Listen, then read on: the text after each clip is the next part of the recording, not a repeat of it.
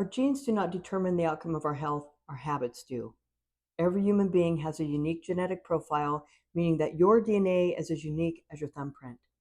This being said, people present with different symptoms of disease depending on their genetics. In other words, our genes do not determine if we get sick, but how we get sick. Our lifestyle habits determine if we get sick. The number one cause of chronic disease is inflammation, which starts in the gut, which is driven by the foods we consume. Every bite you take creates a biochemical process in the body and is either contributing to health or disease.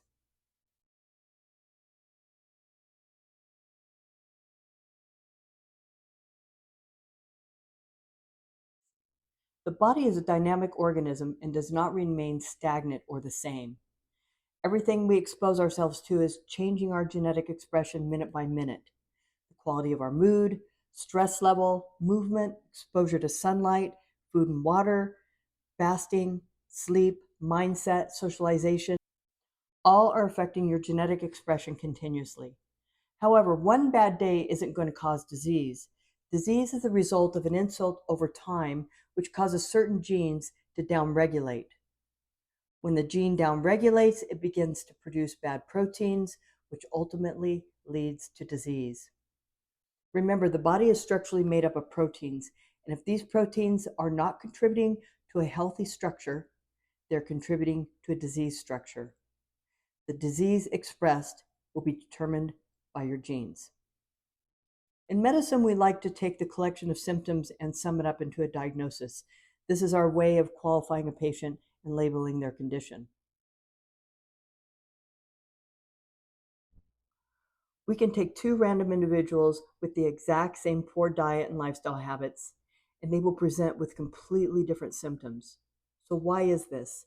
Because the insult to their DNA is going to be specific to their genetic makeup. Same root cause, different symptoms. What does conventional medicine do? Use pharmaceutical drugs to suppress symptoms of disease. Suppressing symptoms does nothing to address the root cause. Take the analogy of putting a lid on a pressure cooker.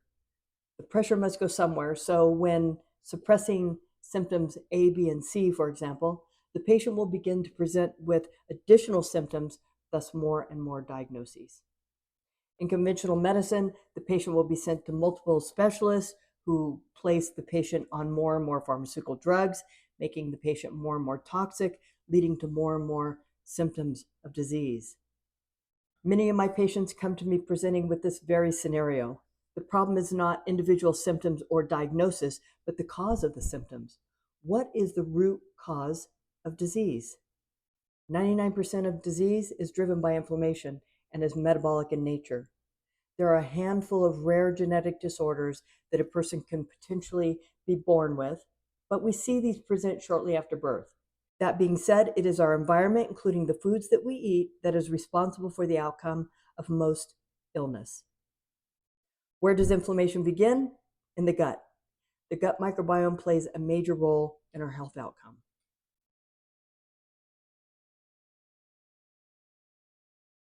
Our gut contains trillions of bacteria, viruses, and fungi collectively known as the gut microorganisms, which play a major role in our immune function, heart and brain health, and hormone production, amongst many other things.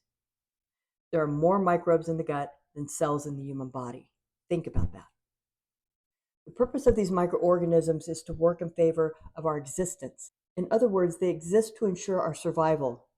These microbes send signals to our brain to orchestrate our behavior in a way that also ensures their survival. It's a symbiotic relationship.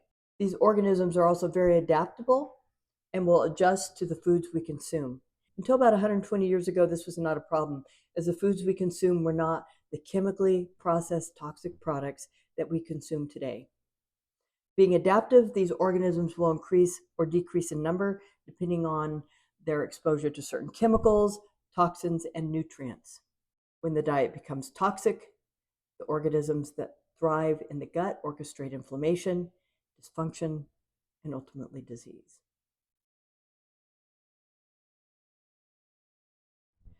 This is why addressing the diet is the first step in getting the patient healed. Though this is one of the biggest factors in getting the patient's health back, it is important to look at other factors that may be contributing to the patient's ill health as well. Once the patient has cleaned up their diet for the first 90 days, as a doctor, I can get a clear picture of what specifically needs to be addressed beyond diet. It is what I call clearing the smoke. Once we get the toxins out of the diet, the body begins to heal very quickly, in fact. Often my patients are significantly better when they come back for their first blood review 2 weeks following their initial visit. However, it is also important to understand that healing is a process and requires attention and patience. Attention to my prescribed treatment and patience in getting the full result. What this means will depend on each individual case.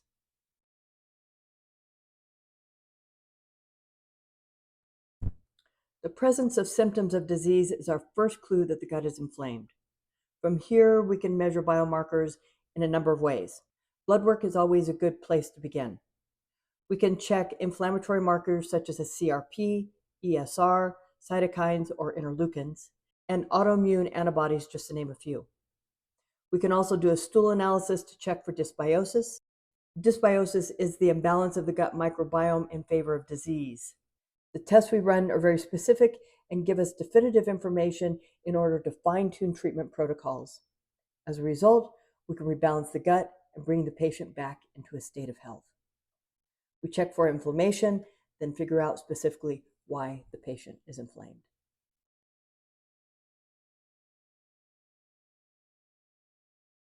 Most people have the ability to heal, but we must remove the blocks preventing them from getting there.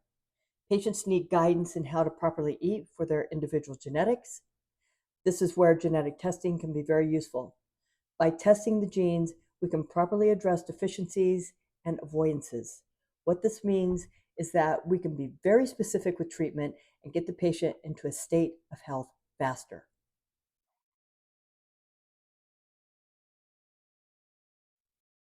Diet can be simple, yet is very specific for each individual.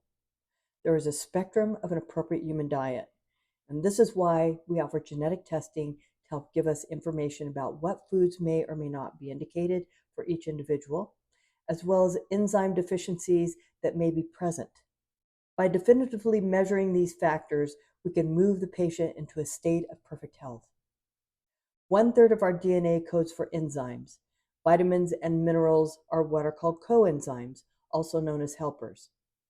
These enzymatic deficiencies are causing dysfunction in our metabolic processes. If our metabolism is broken, we cannot function effectively.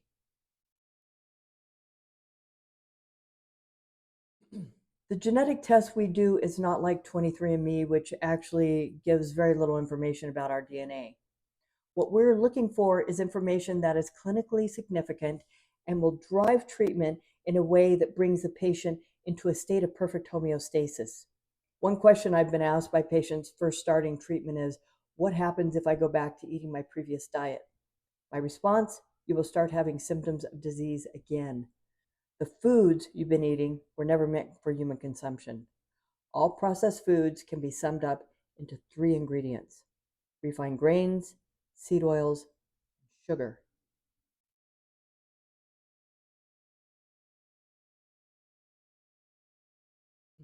Hey, if you're interested in learning more or working with me, you can go to my website here, or you can call my office number here. I'm Dr. Victoria Munoz. Until next time.